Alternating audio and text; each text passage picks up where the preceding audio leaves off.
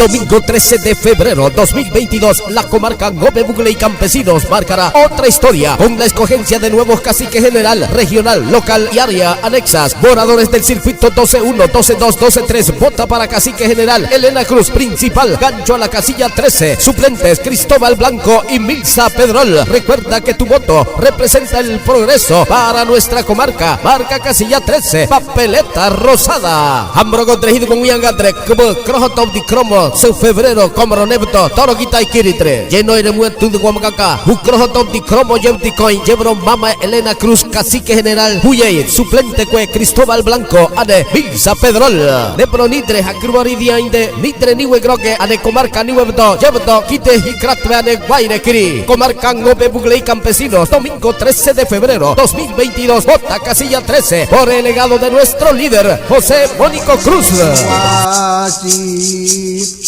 Tobi Kalehi